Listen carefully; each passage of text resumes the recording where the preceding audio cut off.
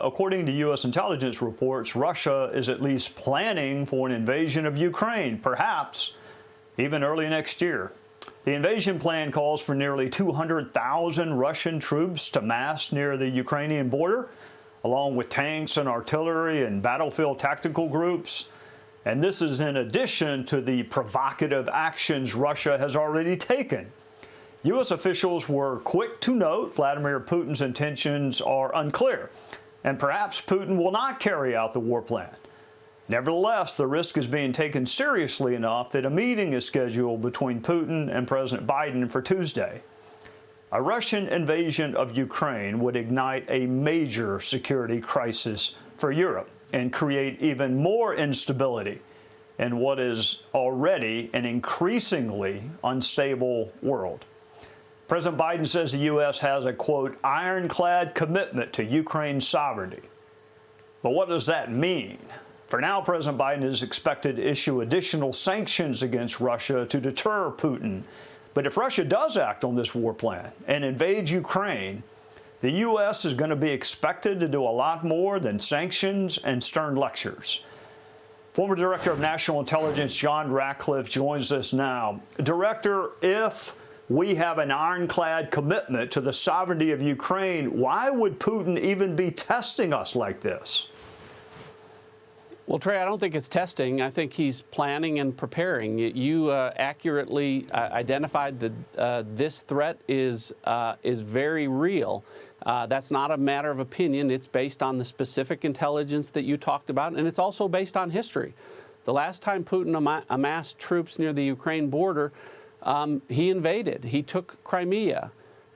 And you recall that at that time, despite Joe Biden talking about ironclad protection of Ukraine, the last time he had the opportunity to protect Ukraine in the Obama administration, they sent blankets, not anti-tank missiles or anything else that would have helped Ukraine or stopped Putin. So, you know, it also is consistent with history.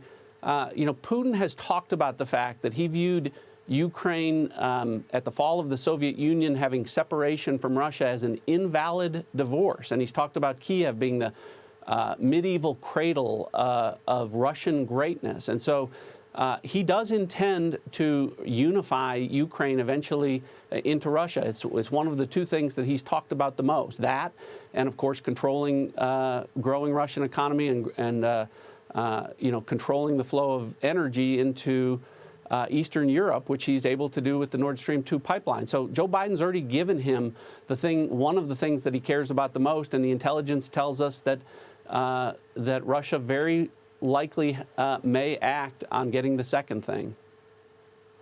Director, you've actually been in the room when world leaders are on the telephone. I mean, how do you think this call is going to go? I mean, is Biden going to say, this is what we're going to do if you go through with this plan, or is it not that blunt?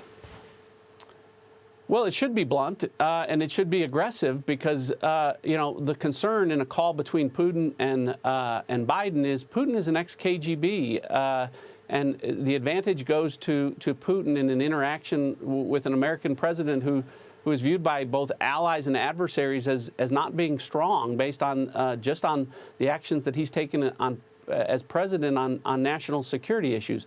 You know, what should happen is I talked about Nord Stream 2 pipeline. You should threaten to take it away. It's not too late. You know, the Biden administration is apparently admitting that they've made a mistake at our southern border and is going to reverse and go back to Trump's Remain in Mexico policy. It's also not too late to stop the Nord Stream 2 pipeline. That's something that Putin desperately needs to grow the Russian economy. And any action taken in interference with that would likely cause Putin to hesitate and stop. So will we get that kind of forceful action, Trey? We haven't seen it. We didn't see it at our southern border. We haven't seen it with regard to the Middle East and Iran. We haven't seen it with respect to China and their aggression against Taiwan. And, I guess, to that point, folks that work for me in the intelligence community and talking about this say the threat is really, there is a concern and there is talk about planning that the United States could end up on the wrong end of a 2-on-1 fast break. If Russia moved on Ukraine and China moved on Taiwan, again, those things I think are a ripple effect of what happened in Afghanistan and our other foreign policy disasters that have already taken place in just 10 short months of this administration. before we go, this week is the 80th anniversary of Pearl Harbor. We lost Bob Dole, part of the World War II generation. You have a daughter that is at a service academy. You have two wonderful daughters. You have one that is at the service academy. We served with people who wore the marks of war, Sam Johnson and John McCain and Tammy Duckworth and Brian Mast. But when I think of Bob Dole, I think of a man having to hold a pen because of the injuries he suffered in defense of this country. Before I let you go, your reaction to the passing of Bob Dole and the anniversary of Pearl Harbor. Well, you know, I didn't serve with Bob Dole, but as you know, we saw him on Capitol Hill a lot. I was always amazed how often he was there, given his age. Look, we throw the term great American around a lot, but it really applied to Bob Dole. For much of 98 years, he was a soldier, he was a senator, and he was a statesman.